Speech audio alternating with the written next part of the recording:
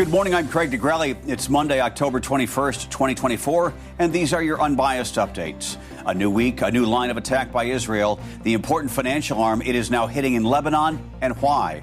And a catastrophic failure on a dock at what was supposed to be an evening to celebrate culture. This morning, the number of people dead in Georgia and where the investigation stands. From the Straight Arrow News Studio, bringing the stories that matter to you from across the United States and around the world, these are today's Unbiased Updates. We begin this morning with Israel launching a string of airstrikes across Lebanon, targeting financial operations of the Iran-backed militant group Hezbollah. The Israeli military said it struck branches of Al-Qard al-Hassan overnight, saying the organization held funds used directly to finance Hezbollah's activities. The national news agency in Lebanon reported at least 11 strikes in southern Beirut targeting Al-Qard al-Hassan. There were no immediate reports of casualties. Meantime, United States Defense Secretary Lloyd Austin says the missile defense system the United States recently sent to Israel is now in place and ready for use when needed. The news comes as Israel prepares its response to an Iranian missile attack earlier this month.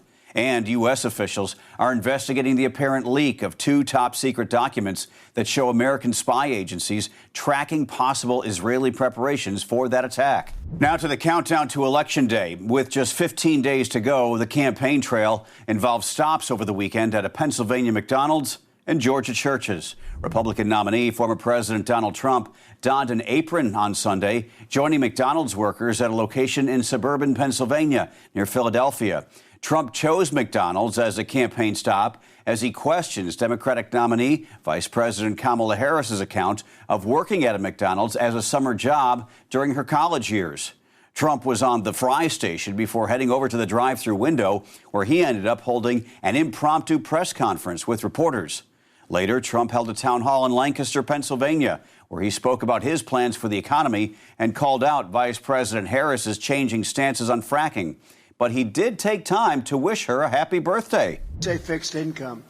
Because of Biden and Kamala, nobody knows her as Harris. You know, I can't use the word Harris. And by the way, it's her 60th birthday, so I want to wish her a happy 60th birthday. Right? No? No, happy birthday. And many more, and I mean it, so, you know, I do mean it, actually. Trump then headed to Pittsburgh to attend the Pittsburgh Steelers football game. As for the vice president, Kamala Harris spent her 60th birthday visiting two churches in the Atlanta, Georgia area, where she was joined by Rock and Roll Hall of Fame musician Stevie Wonder. Harris called on churchgoers to get out to vote. I say as we move forward, let us look at where we are and understand the lesson of the Gospel of Luke. Because right now, each of us has an opportunity to make a difference. In this moment, our country is at a crossroads. And where we go from here is up to us, as Americans and as people of faith. And now we ask a question. We face this question. What kind of country do we want to live in? Next stop for the candidates today, former President Donald Trump is headed to North Carolina to tour hurricane damage, while Vice President Harris is holding a rally in Pennsylvania. U.S. Navy officials now say that searchers have found the remains of two crew members of a jet that crashed near Mount Rainier in Washington last week.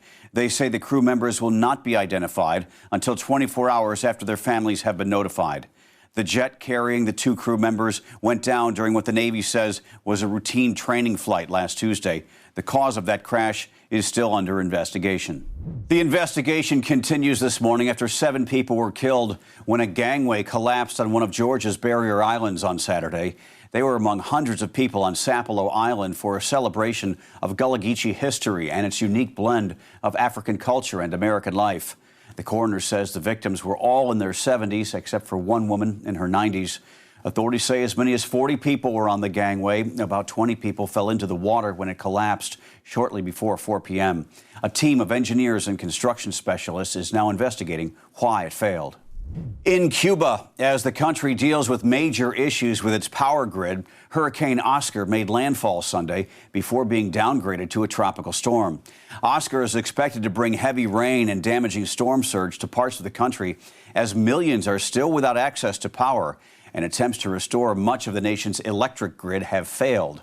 On Sunday afternoon, the Cuban Electrical Union said power had been restored to neighborhoods where more than 216,000 people live in the capital city of Havana. It is home to about 2 million people. However, by Sunday night, the power grid had collapsed again, the fourth time since Friday. Some Cubans have taken to the streets to protest the ongoing blackouts, many banging pots and pans and disrupting traffic. Officials had initially said power would be restored on Monday or Tuesday, but it's likely the latest setback will delay that timeline. Finally this morning, on the same night we found out it will be the Los Angeles Dodgers taking on the New York Yankees in the World Series to decide the best in baseball, a champion was crowned on the basketball court. For the first time in its 28-year history, the New York Liberty are WNBA champions. It took 5 games and a 67-62 overtime win over the Minnesota Lynx for the Liberty to walk away with the title. The Liberty had been the only original WNBA franchise without a championship until now. Congratulations to the Liberty. And now New York fans are hoping for another championship when the Yankees face the Dodgers in the World Series for the first time since 1981. Game 1 is Friday. Tommy Lasorda and George Steinbrenner, safe to say, would be very proud. Those are your unbiased updates for Monday. We'll see you back here tomorrow. For all of us here at Straight Arrow News, I'm Craig DeGrelli. Have a great day.